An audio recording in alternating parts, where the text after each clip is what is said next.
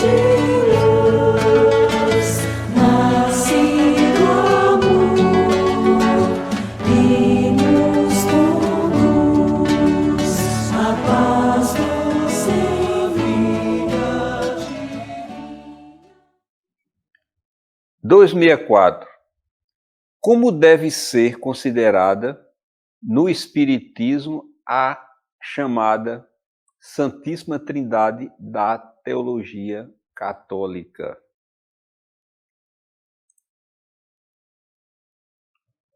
Os textos primitivos da organização cristã não falam da concepção da Igreja Romana quanto à chamada Santíssima Trindade. Devemos esclarecer ainda que o ponto de vista católico provém de sutilezas teológicas, sem base séria nos ensinamentos de Jesus. Por largos anos, antes da Boa Nova, o brahmanismo guardava a concepção de Deus dividido em 3 princípios essenciais que os seus sacerdotes denominavam de Brahma, Vishnu e Shiva. Contudo, a teologia que se organizava sobre os antigos princípios do politeísmo romano necessitava apresentar um complexo de enunciados religiosos, de modo a confundir os espíritos mais simples.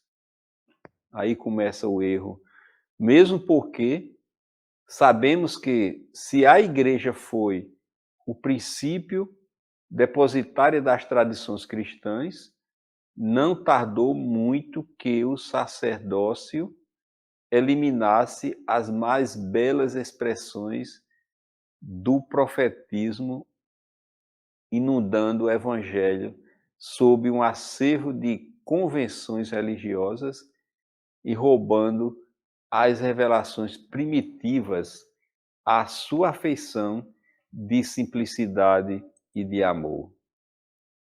Para esse desiderato, as forças que vinham disputar o domínio do Estado em face da invasão dos povos considerados bárbaros se expressaram no poder em transformar os ensinos de Jesus em um instrumento da política administrativa, adulterando os princípios evangélicos que nos textos primitivos, assimilando velhas doutrinas como as da Índia legendária e organizando novidades teológicas com as quais o catolicismo se reduziu a uma força respeitável, mas puramente humana, distante do reino de Jesus, que na afirmação do Mestre, simples e profunda,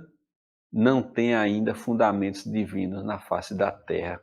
Puxa vida, que ele dá um impacto muito grande e ele mostra que o que a igreja hoje tem de ensinos de Jesus é puramente só humano, né, Gemílio?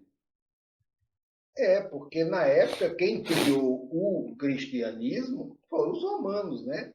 Você veja que no início ele diz: os textos primitivos da organização cristã não falam da concepção da Igreja Romana quanto à chamada Santíssima Trindade. Olha, não falam, os textos primitivos. Depois, por largos anos da Boa Nova, o brahmanismo, lá na Índia, eles definiam o Deus nessa trindade deles lá. Então, no concílio de Nicéia, em 325 a.C., foi que o imperador romano adotou essa trindade, aí essa Santíssima Trindade. Veja que ele fala aqui: não tardou muito que o sacerdócio eliminasse as mais belas expressões do profetismo, inumando o evangelho sob o acervo de convenções religiosas e roubando as revelações primitivas, a sua afeição de simplicidade e amor. Quer dizer, eles inventaram isso aí. não estamos criticando, mas foi uma criação dos romanos. E tem essa conotação política, porque esse primeiro concílio ele tinha a conotação política, não religiosa. No segundo, em 370, é que foi religioso. Mas o primeiro foi puramente político. Então, eles criaram esse dogma para, como ele diz aqui, né, para enganar os mais simples, os mais que não entendiam. Então, para a doutrina, ela vê dessa forma, ela não discorda nem concorda, ela apenas vê o fato como ele é, não é? Porque nós não criticamos outras seitas religiosas, outras religiões, não, nós não criticamos, pelo contrário, aqui está só uma explicação teórica, né? Uma explicação que Emmanuel dá sobre o que foi feito nesse sentido. Emmanuel, lá no livro Emmanuel, ele faz uma trajetória, né, desse começo, quando Roma estava em decadência, e eles começaram a perceber que o cristianismo estava crescendo. Estava crescendo, então eles pegaram o embalo, viram que tinha as suas representações nas cidades, aí criaram essa estrutura de um papa, né, de um ordenador. Obrigaram, e foi a religião oficial. Quem não era cristão naquela época morria. Começaram a fazer o contrário. De perseguidos passou a perseguidor.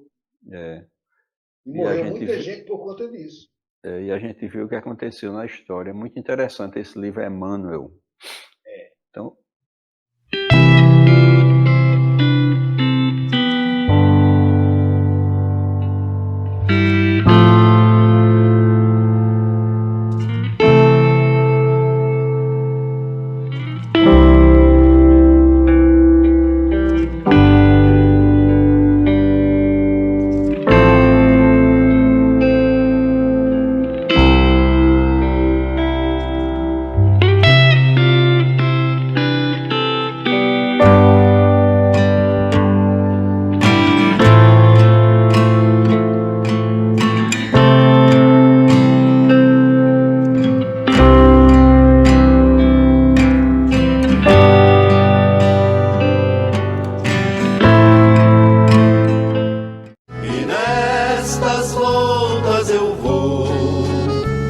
cantando a canção tão feliz que diz: ai lili, ai lili, ai lô.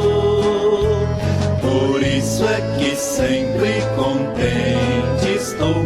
Ai lili, ai lili, ai lô.